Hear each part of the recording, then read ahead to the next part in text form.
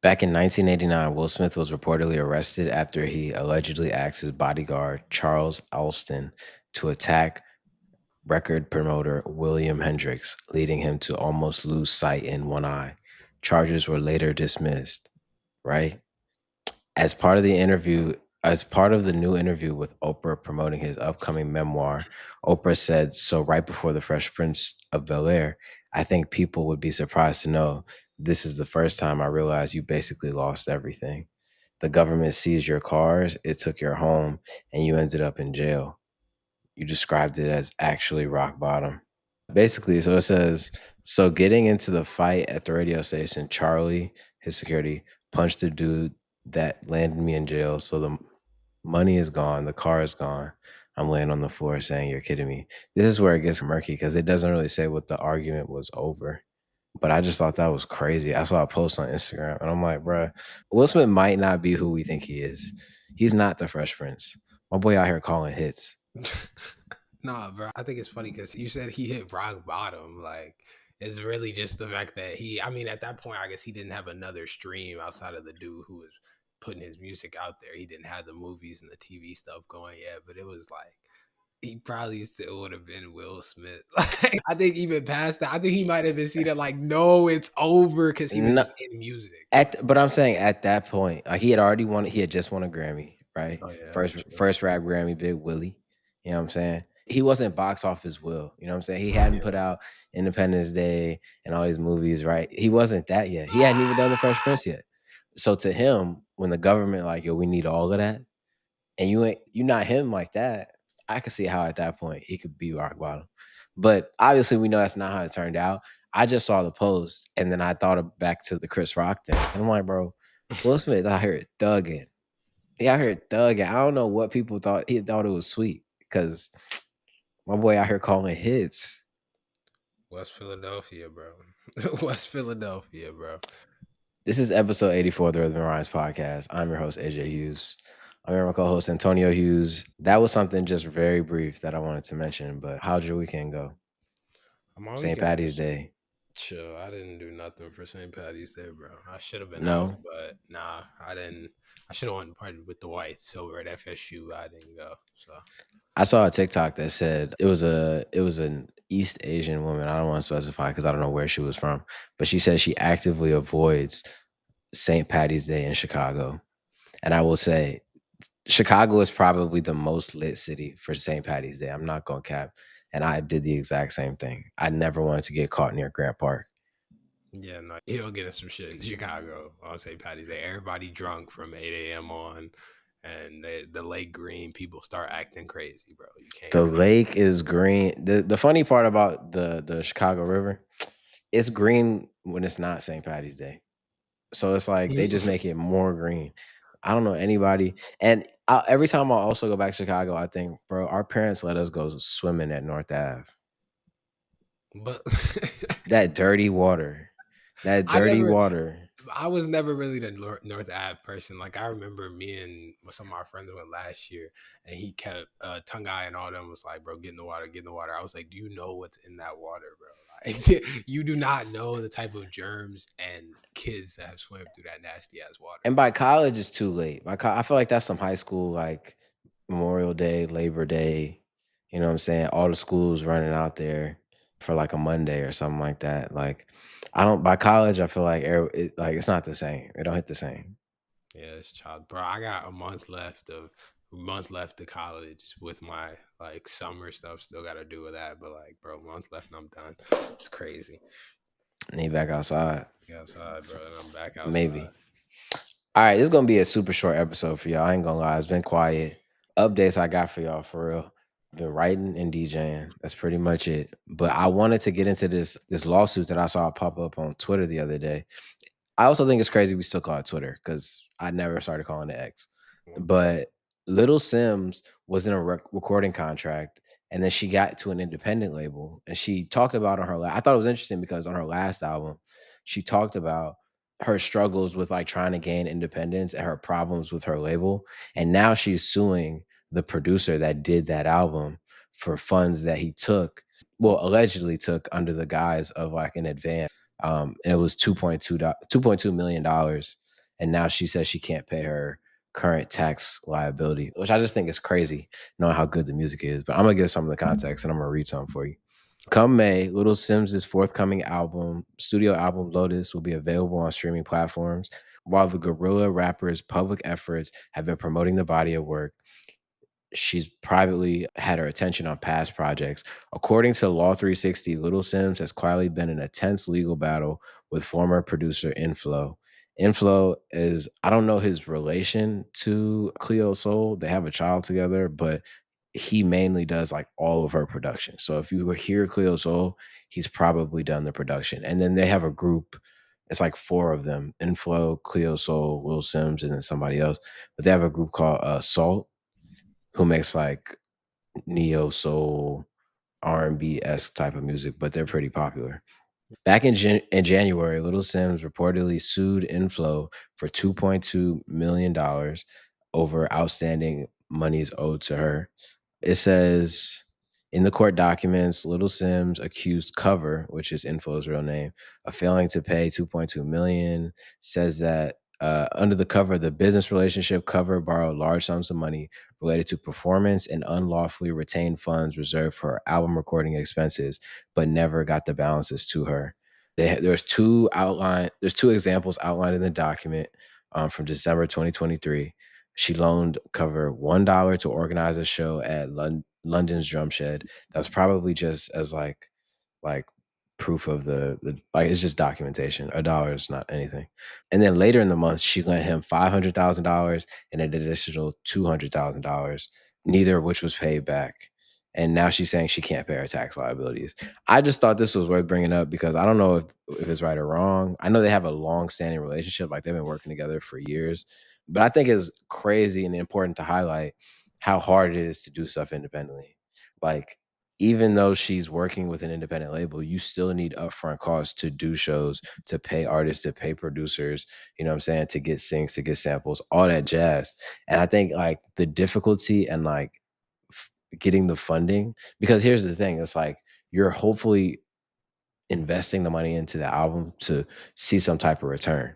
Ideally, you know what I'm saying? I feel like it's too expensive to be like taking that type of money on without a plan to try and recoup that money. But just getting the money up front and dispersing it correctly among whoever you got to disperse it with, like she can't catch a break. That's what it felt like to me. I'm like, bro, she got independent and she's still dealing with this. Yeah, I think it's like the independent label thing is always weird to me because it's like you're still on a label, like you're still getting Yeah. some type of like funding and backing, and I feel like it doesn't really give you that freedom of independence. But I do remember that one time I asked you like, what's the real difference between going to a label versus like going to the bank and getting a loan? And it's like you're getting all this other stuff around it that could help you, like the marketing team and the publishers and the in-house people and like the push from the label. But it's like, to me, at the end of the day, most of that is just marketing. If I'm sitting here as an independent artist and I'm like, yo, I'm already gonna take on all this debt from the label and all this other stuff, at me personally, I would have been tried the bank loan thing and just tried to find a good marketing firm and tried to find the right person to put me in these certain venues and try to build my relationships and almost like start from bottom almost. Like I remember even hearing that the baby interview where he was talking about like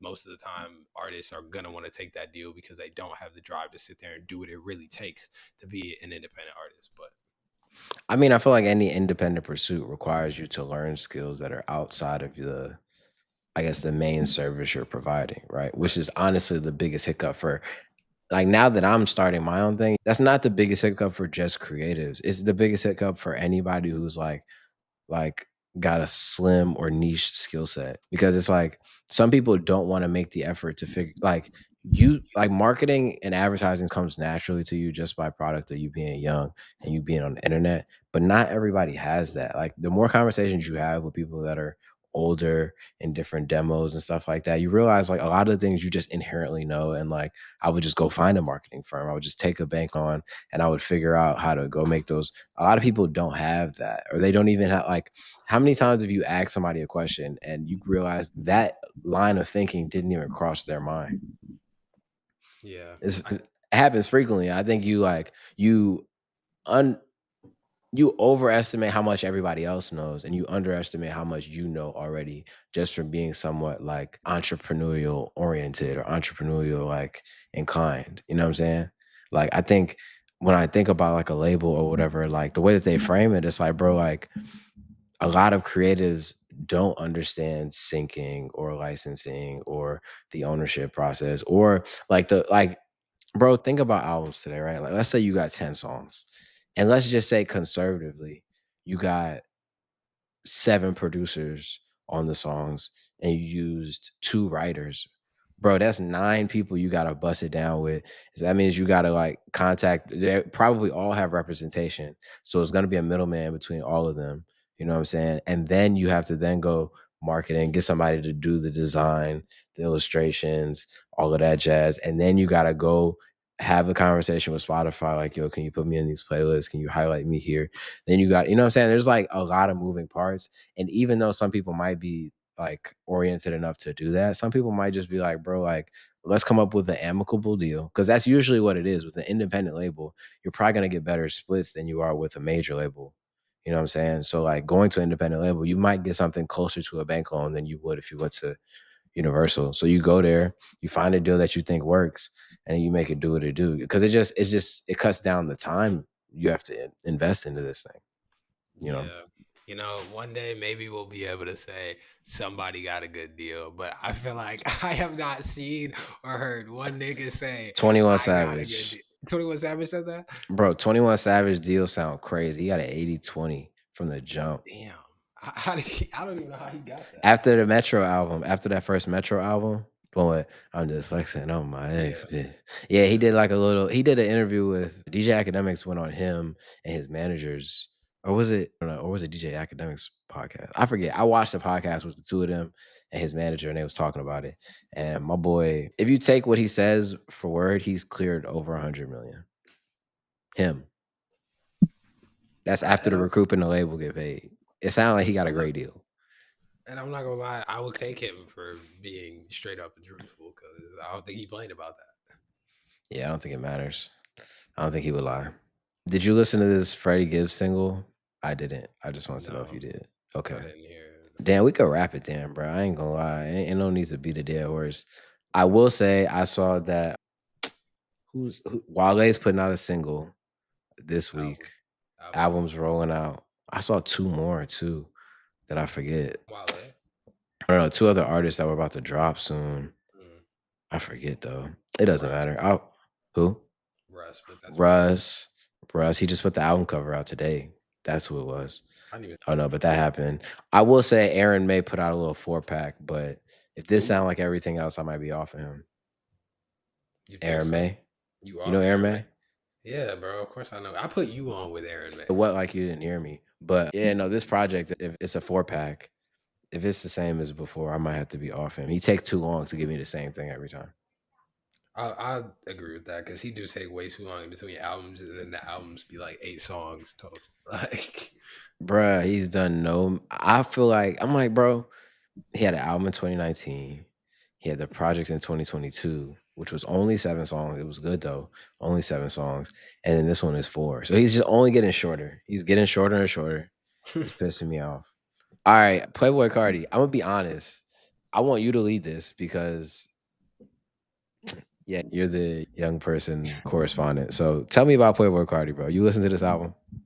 okay, I listened to this album because we haven't got a Playboy Cardi album since that The was last 5 years one, ago. that was one, and that the thing is, that's the album that made me. I was off Playboy Cardi after that. But the funny thing was, I felt like there was a bunch of niggas coming out with music at that time that sounded like this. And to me, Yes. that's the one that stood out. That's the one that stood out because I just like Cardi. But this Oh yeah, one, you liked that bullshit. yeah, I did. I did like this one. I'm not gonna lie. There was a bunch of songs on there that I that I still rock forgot. with to this day. But this was just it was ass. I can't even lie. I'm not even there's no other words for it for me. Like I literally said that I liked 6 songs total. Like that's what I actually liked, and there was 30 songs. So a 6 out of 30. Just if anybody didn't go to school, if anybody didn't get grades, that would be an F. Okay, and just letting y'all know that would be an F for me. But I will say, The song with Kendrick, people was feeling like some people liked it, some people didn't. I didn't think it was bad. He had actually there was two songs with Kendrick, and there was one with him, Kendrick, and Janae Aiko, which I didn't even know Janae was on that. I didn't even hear her on that. But Rather Lie by him in the Weekend was cool. I think that was probably to me that was honestly probably the best song. Like that was a vibe. Evil Jordan had been a song we had been hearing for the past like year and a half. I mean, I was waiting for that to come out. And Hood Baby Hair. I don't feel like there was any new songs on here that I pretty much hadn't heard before the album came out. Like besides Good Credit, him and Kendrick Lamar. Oh yeah, and Toxic. I like Toxic with Skepta was on here, so him and Skepta had a song. It It was was good. yeah, I fucked with that one. That one was actually Crazy. yeah, but that I'm not much of a Cardi guy anymore, guys. Like I think there's at least it's not even when it happened before, there was like five people making music like this. There's at least 20 people making music like this that I can point to. So I don't need this from Cardi. I don't need Cardi at this point. I don't really What? think about it. Like I'm gonna sound old. What is appealing about this style of music? Like this Ken Carson, like what is happening? Like I don't understand. It's it's like, what is going on. bro, because like I thought it was like a moment, you know what I'm saying? Like when Yeet did the song with Drake, I was like, oh, this is like, like shoot, shoot, it came and went. And I was like, oh, this is coming, it's going, we finna be done. It's gonna be, but it's getting worse. It's getting worse. And like when I hear people like playing certain music and they like vibing out to it, I'm like, okay, y'all don't like, I feel like you really want to know what I feel like about this genre of music, bro. To me, it's all of the people that don't really go out and really party, like y'all don't know a vibe.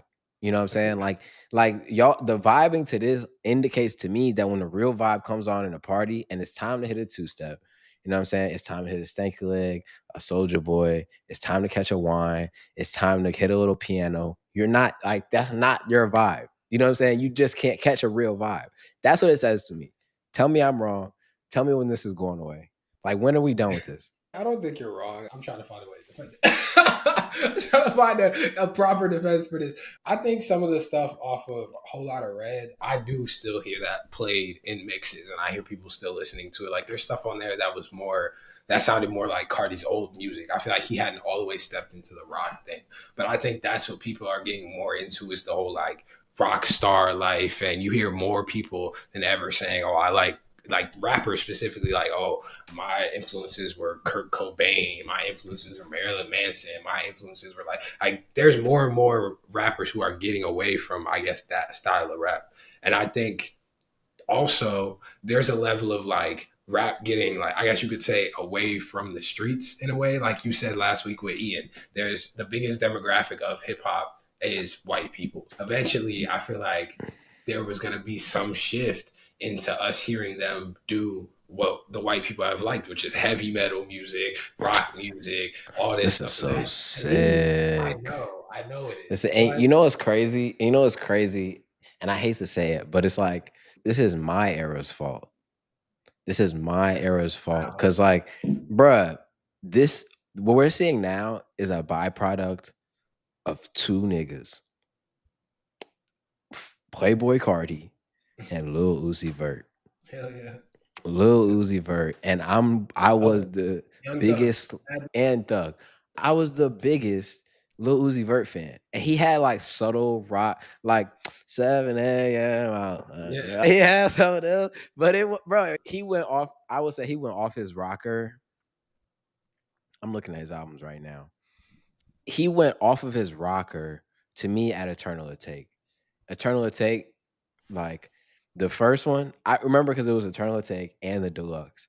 The yeah, deluxe was like Lil Uzi versus the world. So it was like he gave us the old vibe. But the original Eternal Take, that's when he went off his rocker. You know what I'm saying? Him and that what year was that? That was 2020. 2020. And that's when a whole lot of red came out, right? Yeah. That's That when honestly, COVID happened. that was like the line in the sand, bro. Like I feel like from that moment, we've heard a real shift in how music has sounded. Like I feel like that was the next big shift of like different genres changing. I even feel like that's probably around the time that I'm a piano started getting really big, and It when Afrobeat was. started, yeah, like that's That when is correct. 2020 was the year stuff started changing for real. yeah. Yeah, bro. Maybe it Dang, was just the year. I think it was maybe it was COVID that changed the rap game, bro. I don't know. I don't know. bro. I feel like whenever I talk about this stuff, I feel old. Yeah, But but I mean, you, I feel like there's a place for both because I'm sure people were saying the same thing about like Killer Clown Posse and like fucking Eminem even and certain people like even probably they even probably said why is Run DMC doing a song with these like you know what I mean? I feel like this is I kind gotta of stop you. I gotta stop you. We're not comparing Playboy Cardi to the not even debatably the best white rapper of all time, co-signed by Dr. Dre and 50 Cent, or Run DMC, the first rap supergroup. We're not about to stop. No, I can't believe you just did that. Yo, you young, bro. You're young. There's no way you just put those things, bro. What is I'm Playboy just Cardi is my Adidas? He no, don't have one. I'm just talking about the context of like there being room for both in hip hop. Like I understand how this is what the kids like. I would say probably 15 to around my age are fucking with. And then there's a lane for Drake and Kendrick. There's a lane for all of it. Like niggas did everybody didn't like Killer Clown Posse, bro. That's what I'm What? saying. Like, but everybody doesn't like West Side Gun. Everybody Nah, don't like Run the Jewels. Like, I was listening to yesterday. I did like a dive on YouTube. I was listening to like headlines. Drake started from yeah. the bottom. Drake, YOLO, Drake. You know what I'm saying? I was like, bro, we can't erase this. I'm sitting here. I'm in my bag on the TV. You know what I'm saying? What is this era of music? When they go back and say y'all don't know nothing about this, because I don't. What are they gonna refer to? What songs are they gonna be like throwing on? Like, bro, this was back in, yo, this was what songs? The only one from this era that I could say I like is the one by Saw Baby where they be sliding down the wall. I don't know why I hated that song at first, but that song a vibe. So I'm gonna think of icy. Yeah, that one. Shit That's hard, the yeah. only one. But the rest, I'm like, bro, what is from this era can they hold on to? But I don't know. I feel like there's niggas is just really not motherfucking Playboy Cardi. Like I'm not gonna be telling my kids like you don't know nothing about this young blood. You ain't never heard none of this. But I'm saying that everybody's gonna do that for this era, and you have to defend your era. So come on. Okay. I don't have I would say Uzi. That would probably be mine. If I'm gonna be like, you don't know nothing about this Uzi before I but here's the thing, I also liked Eternal to Take. So we can't even talk about that. I would say Uzi, Eternal to Take, and before that. And then that would be my guy. That's who I'd be like, y'all don't know nothing about this. I would even, you know, Saw Baby is low key. I ain't gonna lie. Like the songs he put out that slap, they slap. You know what I'm saying? yeah. I'm gonna just throw a little niche shout out to him. Pull up with the stick, let it hit. Pull up with the stick, let it. That was my era. See, No y'all just cap. are children, bro. No cap. Okay, I guess, bro. I don't know. I Yeah. don't know. I'm going to Culture FM. I'm going Okay. on April 11th. So I'm gonna listen to real music. You know what I'm saying? Not I'm thinking whatever this about is. there's a boiler room in Chicago in July that I'm thinking about going to. You should go. You should go. Okay. I'm also going, yo, shout out dad. I'm finna go to the Jazz Fest in Cincinnati this summer. I'm gonna Okay. go. No, that I'm gonna might be something go. I go to with you. Yeah, I'm gonna go just say, you know what I'm saying, see the vibes, you know what I'm saying, and then I could let him know if it's lame or not, you know, because that's what I told him it was gonna be lame. I was like, why would I ever go to the Jazz Fest in Cincinnati? But it's an excuse to go see one of my friends. So I said, why not? But new music. I did want to highlight this album I started listening to like an hour ago. Somebody described her on Twitter as the South African Mereba. You know who I'm talking about? The girl MER. How you pronounce it? Mereba. Yeah, Mereba. She's Whatever. fire. She's like a singer, songstress. I would put her in the Sade family tree esque. But this song that I was listening right before this is called "Let It Fall." That one is fire. That's what I'm putting y'all on it with this week. I just wanted to make that known. And then the second one, I saw a video that said if you could only listen to one song for the rest of your life, what would it be? And the dude picked this song, and I went and listened, and I was like, I can't be mad at the choice. Um, "Beg You a Fuck" by Vibes Cartel. I can't That's lie. for the rest of your life. That's the one song. I would have picked that would have been my answer. But That's funny. when I heard the song, I was like, I can't be mad. I can't be mad at his choice. Yeah, yeah, I hear Those are you. my two songs. New York by Lucky, give me all that one this week, have to. And then I went and listened to that IDK album. I don't know what it is, bro. IDK's voice wasn't hitting the same way that it was before. Like for some reason, like I got used to him over the really soft like beats. Like this sounds like the song with him, Russ, and Joey Badass, like the whole album. Is But what you've been waiting for, ain't it? yeah, literally, Yeah. bro. But Yeah, I might be off that of that. that this album was still pretty good. I did enjoy what I heard. But my song off it was "Rich Man Dreams" with him and Absol. That was a really good verse. I love Absol, bro. Absol be talking about that shit, bro. Like no bad, but that's my two: "Rich Man Dreams," IDK and Absol, and "New York" by Lucky. Okay.